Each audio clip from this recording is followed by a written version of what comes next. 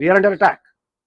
और भारत और Israel team work है इस वक्त। तो वो टीम है जो इस वक्त ईस्ट से यानी हमलावर है कश्मीर पर, और जिसका डर था कि मगरबी जो बॉर्डर है उस वहां पे बैठे हुए टीटीपी के लोग या बाकी दुश्मन है वो फायदा उठाएंगे। मगरब और मशरिक इकट्ठे एक ही वक्त में वो इस वक्त लड़ रहे हैं कि जहाज डूबता तो डूबना तो है, हम डूबते हुए भी एक दूसरे को मारते रहेंगे। अगर ये सोच है तो बस।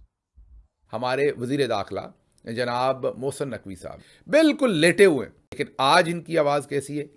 हम तो बिल्कुल इसमें क्लियर हैं कि जी इसकी इन्वेस्टिगेशन होनी चाहिए और पता चलना चाहिए कौन है कौन नहीं। हम तो जंग की तरफ नहीं जा रहे। सुन लिया आपने। पाकिस्तान इस वक्त हाई अलर्ट है, और हाई अलर्ट ऑब्वियसली इसलिए है कि इंडिया का ये पता नहीं चल रहा कि वो कब हमला करेगा, किस तरफ से हमला करेगा, कहां से हमला करेगा और कैसा हमला करेगा। उधर इंडिया हमला आवर हुआ है, इसराइल और इंडिया इकट्ठे, उधर से अफगानी, और ये लोग जो पहले पख्तूनों को गालियां निकाल रहे थे, बलोचों को गालियां निकाल रहे थे, अब ये सिंधियों को गालियां निकाल रहे हैं।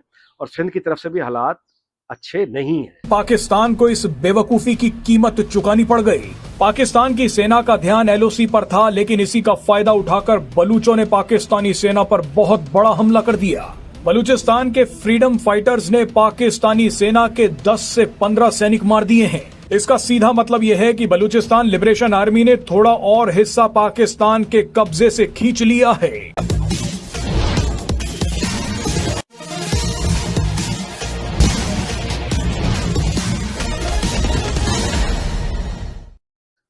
कि इस वक्त भारत के साथ जो की तरफ जो मतलब कश्मीर पे जो मामला है वो वी आर अंडर अटैक।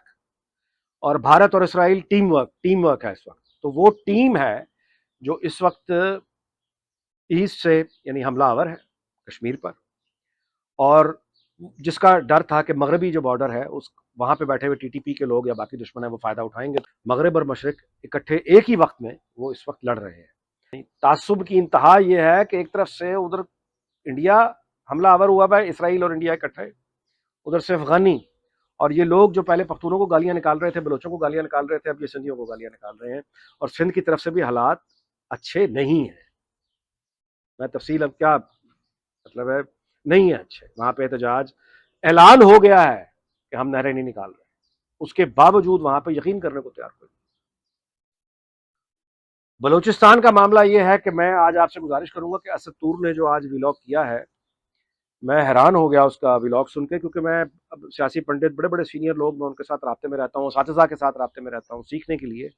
और मैं आपको दानेदारी से रिपोर्ट कर रहा हूँ कि बड़े से बड़ा सियासी पंडित इस वक्त खामोश होकर बैठ गया, क्योंकि वहां के हालात अब इतने कॉम्प्लिकेटेड हो गए हैं कि बात करते हुए भी एहतियात मुमकिन है कि ना आदमी कर सके और कोई बात निकल जाए मुंह से।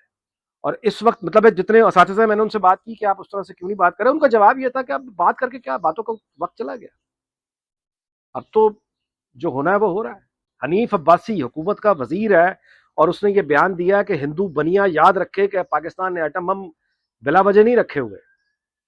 हिंदुस्तान का इल्जाम क्या है पाकिस्तान पे कि ये मजहब के नाम पर, पहलगाम में क्या हुआ है कि ये वो दहशतगर्द थे जिन्होंने लोगों का मजहब देकर उनको मारा। हमारे वजीर दाखिला जनाब मोहसिन नकवी साहब, जी हाँ, ये वही हैं जिन्होंने सरों में गोलियां मारी गई थी जब 26 नवंबर को तो ये पेश थे और उससे पहले धमकियां दे रहे थे। इनकी आवाज़ में जहर था, इनकी आवाज़ में नफ़रत थी, इनकी आवाज़ में उस वक्त दबाव था, पाकिस्तानी अवाम के लिए धमकी थी। लेकिन आज इनकी आवाज़ कैसी है, ये ज़रा सुनिए। हम तो ना जंग चाह रहे हैं, ना हम किसी दहशतगर्द को सपोर्ट कर रहे हैं। हम तो आज भी जो हम स्टेटमेंट अभी आपको दी है वो भी हम यही कह रहे हैं कि ठीक है, आप लॉ इन्वेस्टिगेटर्स न्यूट्रल बैठ, दूध का दूध पानी का पानी हो जाए, उसमें तो बिल्कुल क्लियर हैं। हम तो बिल्कुल इसमें क्लियर हैं कि जी इसकी इन्वेस्टिगेशन होनी चाहिए और पता चलना चाहिए कौन है कौन नहीं। हम तो जंग की तरफ नहीं जा रहे। सुन लिया आपने, अपोलोजेटिक हैं, बहुत ही मीठे हैं। वो देखें जी जंग नहीं होनी चाहिए, देखें जी ये नहीं होना चाहिए, बिल्कुल लेटे हुए हैं।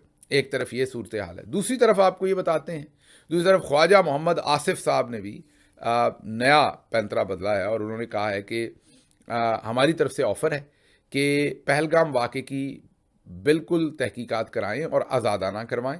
इसमें यूरोपीय ममालिक को भी शामिल कर लें और इसमें पड़ोसी ममालिक को भी शामिल कर लें। अब पड़ोसी ज़ाहिर है चाइना है, पड़ोसी ईरान है, पड़ोसी अफ़गानिस्तान है, इन्हीं ममालिक की बात कर सकते हैं। तो अब पता नहीं इनमें से किसको शामिल करवाना चाहते हैं, क्योंकि अगर उन्होंने तालिबान को शामिल कर लिया तो फिर इन्होंने कहना है कि नहीं हमने तालिबान से नहीं करवानी। तो अब पता नहीं, ये अपने मुंह से ही ख्वाजा साहब जो हैं वो मिस फायरिंग करते रहते हैं। उसके बाद जब वो बाइट बैक करती है चीज़, तो तब इन्हें एहसास होता है कि मैंने क्या कह दिया है। किसी को कहा कलमा पढ़ो, जिसने पढ़ा उसको नहीं मारा, और जो हिंदू था उसकी पतलून उतार के देखी, वो हिंदू था उसको मार दिया। ये वो बदतरीन केस है, इल्जाम है जो पाकिस्तान पे लग सकता है। ऐसे लोग जो मजहब का देखकर मार देते हों, वो लोग, पाकिस्तान की पॉलिसी ये है, भारत का इल्जाम ये है, यानी हमारी भारत का ये बदतरीन दुश्मन का ये इल्जाम है कि पाकिस्तान ये करता है। हमारा अपना वजीर ये भारत को सबूत दे रहा है, दलील दे रहा है और कह रहा है कि भारत तुम सच्चे हो, पाकिस्तान वाकई ऐसा है कि हमने एटम बम हिंदू बनिया के लिए रखा हुआ है। कि कोई भारत में जो नवाज शरीफ का जो कनेक्शंस हैं या शरीफ खानदान के जो कनेक्शंस हैं, उन कनेक्शंस को एक्टिवेट किया जाए। और ये बिल्कुल नॉर्मल बात है, दुनिया की हर रियासत ये करती है।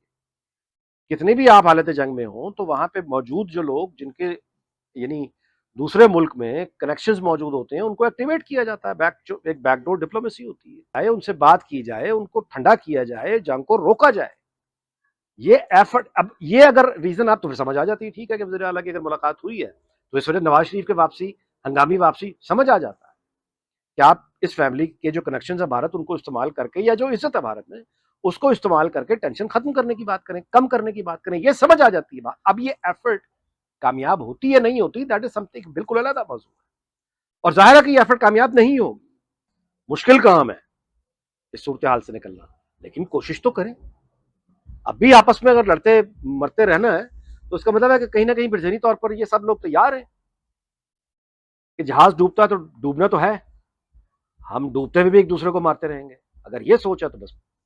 पाकिस्तान इस वक्त हाई अलर्ट है, और हाई अलर्ट ऑब्वियसली इसलिए है कि इंडिया का ये पता नहीं चल रहा कि वो कब हमला करेगा, किस तरफ से हमला करेगा, कहां से हमला करेगा और कैसा हमला करेगा। इसकी रीजन ये है कि भारत की भी जो मशकें नजर आई हैं, जो एक्सरसाइज नजर आई हैं अभी तक, वो नेवी की भी उन्होंने एक्सरसाइज शुरू कर रखी हैं। वो हैवी डिप्लॉयमेंट जो है वो एयर बेसिस पर भी हो रही है, हैवी डिप्लॉयमेंट वो जो आपकी आर्मी है उसमें भी है। तो हर तरफ से उनकी भी ड्रिल्स जारी हैं।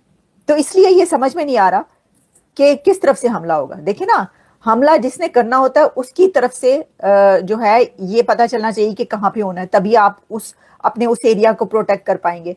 तो उस कंट्री के लिए मुश्किल ये होती है कि जिसके ऊपर हमला होना हो कि वो कहाँ कहाँ पर प्रोटेक्ट करे। वो सिर्फ अपने कैलकुलेशंस कर सकते हैं, अंदाजे लगा सकते हैं। जो एक वॉर की स्ट्रेटजीज बनाने वाले जो अथॉरिटीज हैं वो अपने तय उसकी कोशिश कर सकते हैं, अदरवाइज ये पता नहीं चल सकता कि कहां से हमला होगा। जैसा कि मैंने आपको पहले भी बताया कि कहा जा रहा है कि भारत की तरफ से जो ये हमला होगा ये कोई सिर्फ एयर स्ट्राइक जैसे कि पहले बालाकोट या इस तरह की हुई वैसा नहीं होगा, ये उससे कुछ बिगर है, उससे सिर्फ कुछ बिगर नहीं बल्कि बहुत बिगर होने जा रहा है। ठीक है, इंडिया का एक डेलीगेशन इस वक्त अफगानिस्तान में है। आनंद प्रकाश जो हैं, जो कि रिप्रेजेंटेटिव हैं फॉर अफगानिस्तान, पाकिस्तान और इस तरह की कंट्रीज के लिए, वो वहां पर उनकी मुलाकात हुई है अमीर मुत्तकी के साथ। अब देखें, वैसे मैंने जब ये देखा कि इसकी क्या डिटेल्स हैं तो उसमें ये कहा जा रहा है कि ये सरमायाकारी, इन्वेस्टमेंट इंडिया और पाकिस्तान के बीच, ट्रेड, इस तरह के उस पर जो है, और जो इलाकाई सूरत हाल है, यानी जो जियो पॉलिटिक्स है, ठीक है, तो जियो पॉलिटिक्स इसमें है, उसके ऊपर जो है वो टॉक्स हुई हैं। एक ऐसी वक्त में, एक ऐसी सिचुएशन में जबकि पाकिस्तान और इंडिया जंग के दहाने पर है, तो क्या आप सोच सकते हैं कि अफगानिस्तान जो कि अब तक पाकिस्तान का पक्का दुश्मन बन चुका है, वो पाकिस्तान को सपोर्ट करेगा? या चलें ये तो बात निकाल ही दें कि पाकिस्तान को सपोर्ट करेगा, कि वो इंडिया को सपोर्ट नहीं करेगा। अगर कोई ऐसा सोच रहा है तो उसकी बहुत बड़ी गलतफहमी है। अगर अफगानिस्तान, ये वाला इंडिया का डेलीगेशन, आप ये समझ लें कि ये डॉक्टर जयशंकर ने अपने एक बंदे को भेजा है अफगानिस्तान टॉक्स के लिए, क्योंकि अगर वो इस वक्त जाते तो ये बड़ी हलचल मच जाती कि डॉक्टर जयशंकर अफगानिस्तान पहुंच गए, इसका मतलब है कि अफगानिस्तान इंडिया के साथ मिलकर जो है पाकिस्तान पर हमला करने लगा। लेकिन क्योंकि उनके एक मंदूब गए, उनके रिप्रेजेंटेटिव गए और वो कह रहे हैं कि जी वो तो सरमायाकारी, इन्वेस्टमेंट और इस सब पर बातचीत है, लेकिन इसके अंदर वही बात है कि ये जो है अफगानिस्तान से पाकिस्तान के जो अभी तक रिलेशंस हो चुके हैं उसमें दोनों के बीच झड़पें तक हो चुकी, गालम गलूच हुई बड़ी बड़ी अथॉरिटीज के बीच, आर्मी चीफ से लेकर डिफेंस मिनिस्टर दोनों के लड़ते रहे दू बदू, एक दूसरे को गालियां दे देकर, बुरा भला कह कर, यानी बहुत कुछ हुआ। और फिर झड़पें भी हुई, हमले भी होते रहे, और फिर आपने क्या किया ये होता है। अब मैं आपको एक और बात बताती हूँ, बड़ी खुशियां मनाई जा रही थी, बहुत कुछ कहा जा रहा था कि देखें हमने 40 लाख अफगानी जो के सांप बनकर जो है जिन्होंने डसा और जो एहसान फरामोश हैं, ये कहा जा रहा था पाकिस्तान की तरफ से, उनको निकाल फेंका।